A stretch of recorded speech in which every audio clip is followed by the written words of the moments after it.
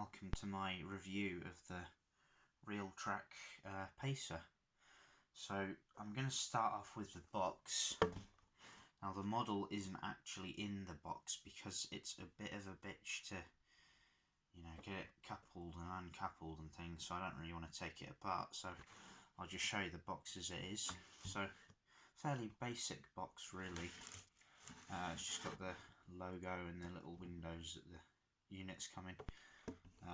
Absolutely nothing on the back, and you've got the info on the side. A little bit ripped, but I did buy this second hand, so yeah. Anyway, a little bit of info on the bottom of the box. You've got the website if anyone wants to visit that. What does that say? This product is not suitable for children under 14. Yeah, so that's just the normal gumph that you get on the box. And you got at the top there, lift the camera up a bit. 143. So it's telling you what it is basically. Let's take the packaging out, see if I can get the box open without ripping it. Oh, that was easy. Sorry about the plane going over. There's nothing I can do about that. So this is the packaging. Oh, that's not standing on anything now. Come on, there we go. Move that back a bit so you can see. So pretty standard packaging, Bachmann, Hornby, Helgen. It just comes out with a sleeve, and then you've got the bit that you lift. Very, very standard, very basic. So that, I think, is for the packaging that the dummy comes in, and then you got the packaging that the motor comes in. The only difference with this one is that you've got a few accessories. So you've got the, just hold it up to the camera there. So you've got the couplings, the standard model railway couplings, and then these are the ones I will be fitting to it. These are the realistic couplings that the real Pacers have. Get a good focus of it there if the bloody camera wants to. There we go. So I haven't even taken them out of the packet yet, so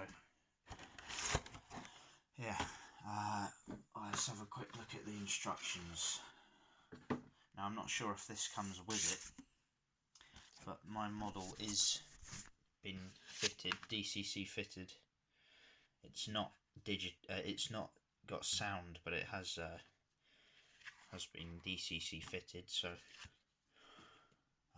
but we're here for the model, not the DCC. So, very intricate, exploded diagram of all the bits and pieces. I think that's a list. Turn the light on, see if that was any better. Yeah. There we go. But yeah, just the basic stuff,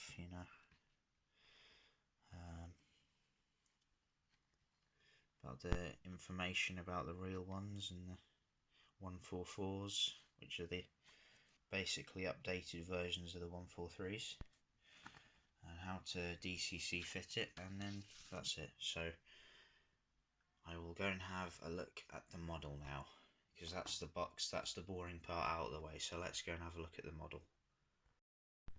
And here it is. So I did want to turn the flash off because I opened my blinds.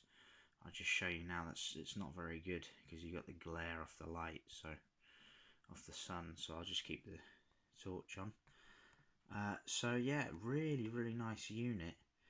You might notice it is missing a windscreen wiper, but it's not too much of an issue. So I think it is second hand, but I think that probably is how it came from the factory, to be honest, because seeing the quality control of newer models, it's not that great. But anyway, yeah, so it's 143610, as you can see there, and unfortunately the real 143610 was scrapped this year, but I am going to get this thing professionally renumbered. I'm not going to do it myself because I'm a crap at things like that. And I'm going to have it as 143614, which was also scrapped this year. And you might notice you will notice it's in the Arriva Trains Wales livery. And I want it as one of the, what is it called, Transport for Wales livery. So I'm going to have to get a custom decal made to go along the side.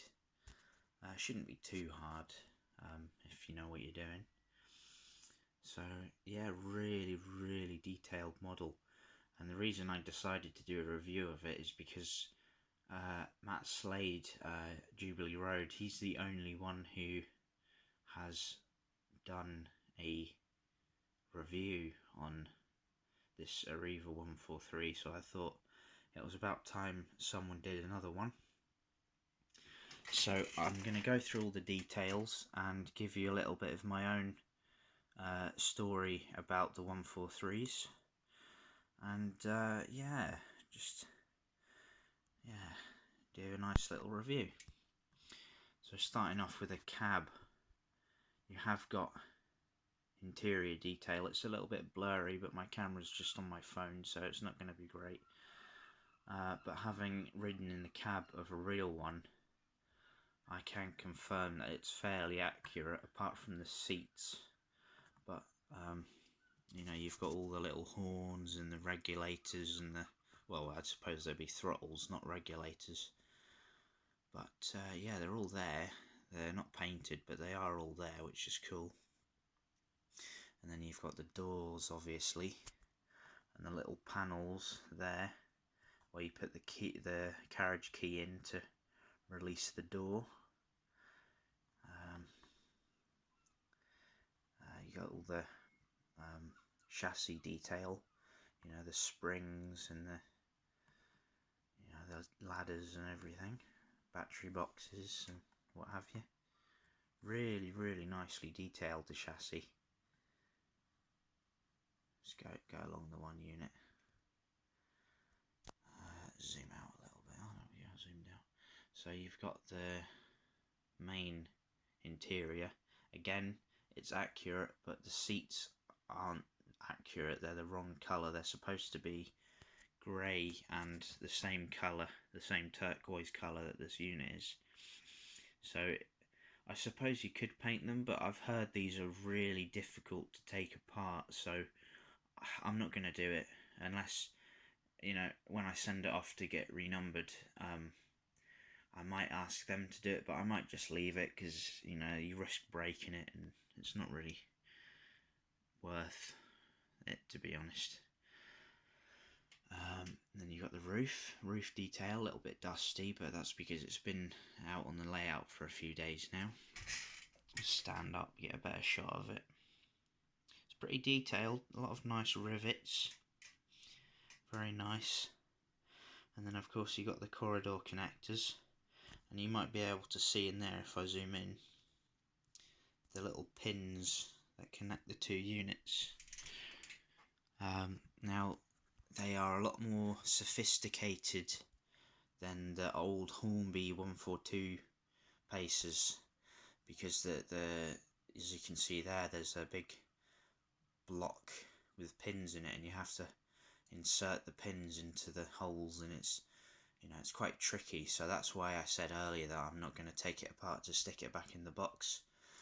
This layout is probably going to be its permanent home now, so I have no need to stick it back in the box. So that's the, I believe it's the DMS unit without the toilet. The DMBS, as you can see just through the doors, there's a toilet door. If I take it around the other side, you'll be able to see that the window is blanked out for the toilet. I do believe it's either the DMS or the DMBS unit that had the toilet, so they're identical units, but only one of them had the toilet basically. So same detail on this one apart from that. You've got the seats, and again the cab and the doors. And this side we do have 2 windscreen wipers. The windscreen wipers are, put the camera down, the windscreen wipers are etched metal. They're separately fitted and quite, if I zoom in, quite detailed, so there's no way you'd be able to 3D print them because they're just so tiny and you know, well, I mean, you could have a go, but I'm not going to bother with the one for the other side because it's not bugging me too much. So basically identical to the other side, and it does have directional lighting, which I will show you in a minute. But yeah, there's no point showing you the other side because if I did, I could put the camera down, but you just get a view of my messy room. So I'll just do this so you can see it's quite a long unit compared to one of the little Helgen pannier tanks.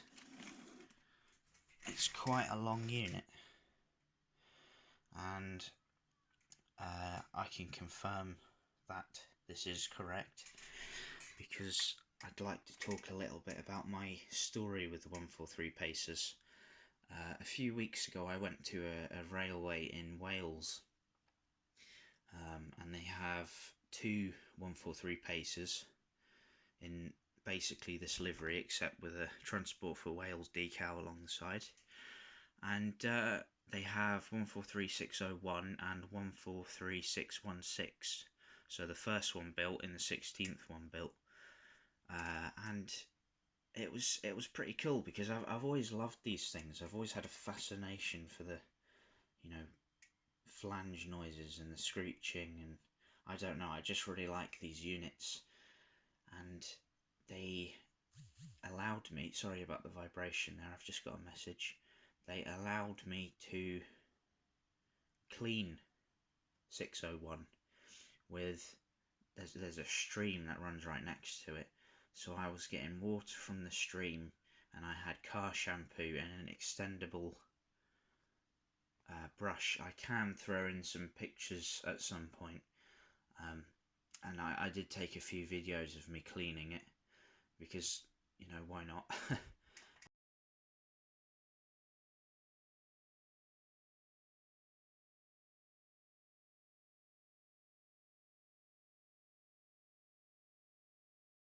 But it took me 4 hours to clean this thing. I only cleaned both ends and the one side because the other side, like I say, is up against the stream, and I didn't really fancy falling in, so they just says, yeah, just clean the one side, but it still took me a good 3 hours, and because of that, they let me go and start up 616 and blow the horn on it. It just got me loving these things even more, and I thought, do you know what, I've got to get a model of one of these Pacers. So I went to my club a few weeks later, spoke to the chairman about it, and he says, oh, I've actually got 2 of them. He had this one and one in the first Great Western livery. I did try to buy both of them, but he said he's only going to sell one, which is fair enough. So I bought the Arriva one. Again, I'm planning to put the Transport for Wales logo on the side, and it's just a dark blue logo that runs along the side that says these trains will terminate soon, so it's, you know, just at the end of their life, at their mainline life. So yeah, pretty glad quite a few of them have entered preservation, and to give you a different shot, yeah, quite a few of them have entered preservation, and you know, it's good. They're getting repainted into original liveries and things, and they look really good. So yeah, that's basically my story as far as Pacers go. So let me give you a little bit of a running session, and then I will include some night running shots at the end so you can see the lights. The interior lights are much better. So thanks very much for watching. I hope I've covered everything, and I hope I've persuaded one or two people to go out and search for one of these things. They are quite hard to find, but they are worth waiting for, and they're quite expensive, but again, really nicely detailed, so it's worth, you know, looking for them and waiting for them. So yeah, thank you very much for watching, and I will probably do more videos of this in the future because I absolutely love it. Take care, and I hope to see you soon. Bye.